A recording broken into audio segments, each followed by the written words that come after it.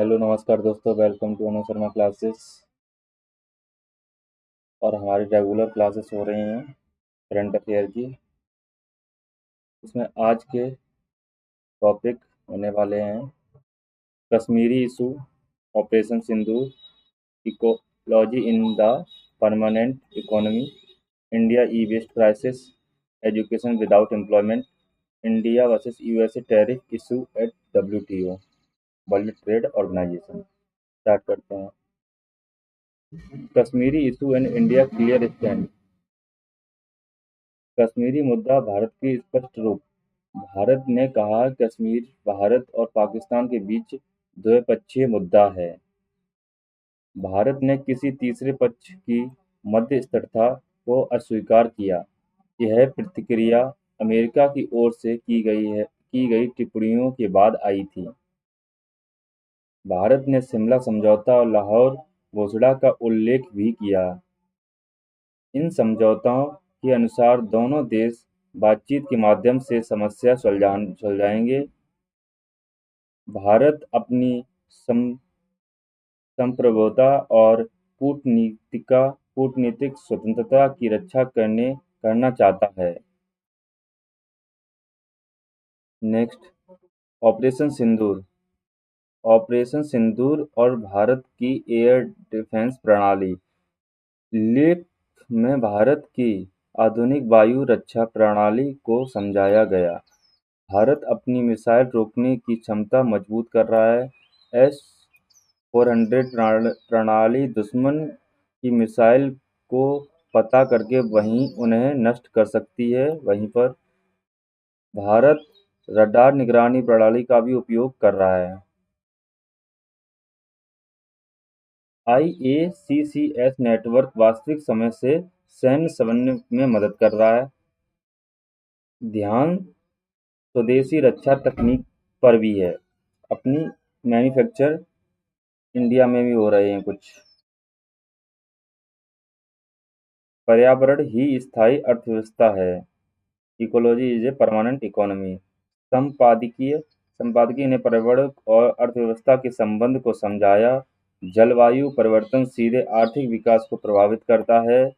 बाढ़ और गर्मी की लहर बुनियादी ढांचे और उत्पादक को नुकसान पहुंचाती हैं। प्रदूषण स्वास्थ्य खर्च बढ़ाता है। वन्य नदियां एवं जैव विविधता महत्वपूर्ण आर्थिक संसाधन हैं। लेख सतत सतत विकास को भी समर्थन करता है।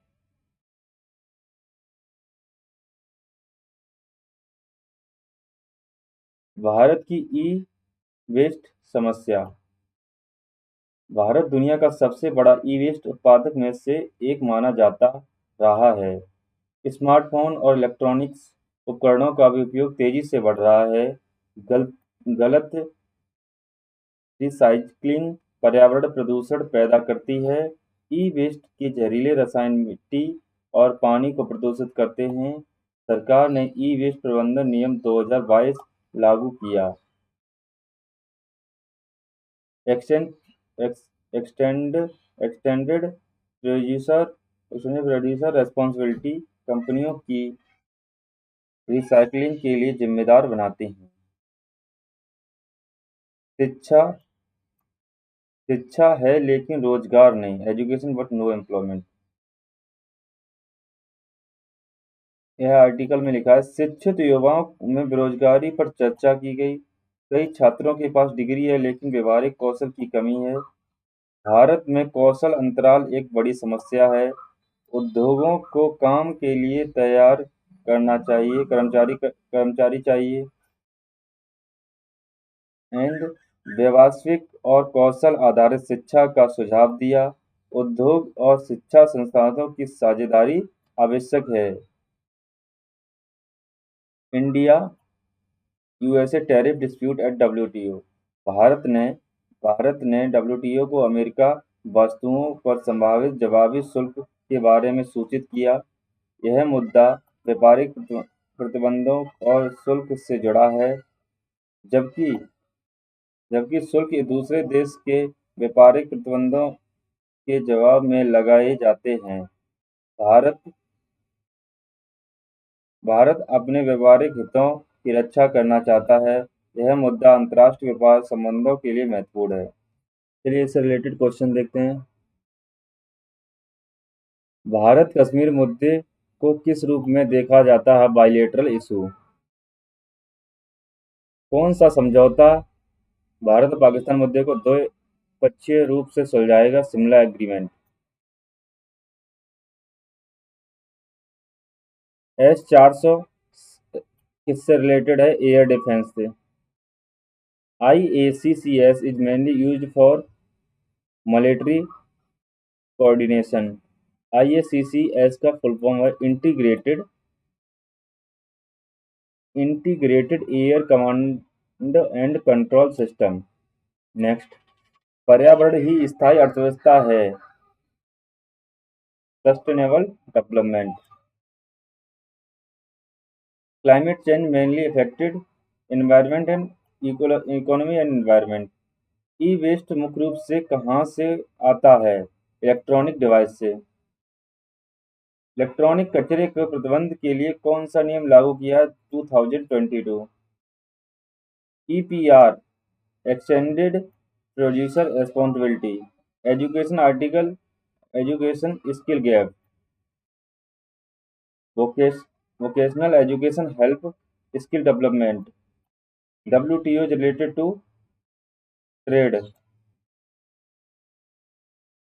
Retaliatory tariff is imposed. व्यापारिक प्रतिबंधों में जवाब में radar alliance is important for air security.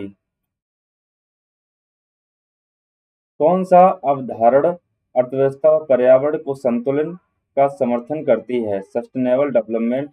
Pollution from e waste mainly effected for soil and water मिट्टी और पानी। India emphasis protection of sovereignty. Which sector require industry academic partnership. Employment and education, green economy, environment protection, Operation Sindoor relating to air defense, और preparedness वायु रक्षा तैयारी के लिए। Thank you. Class समाप्त करते हैं, मिलते हैं नेक्स्ट कल फिर से इसी टाइम।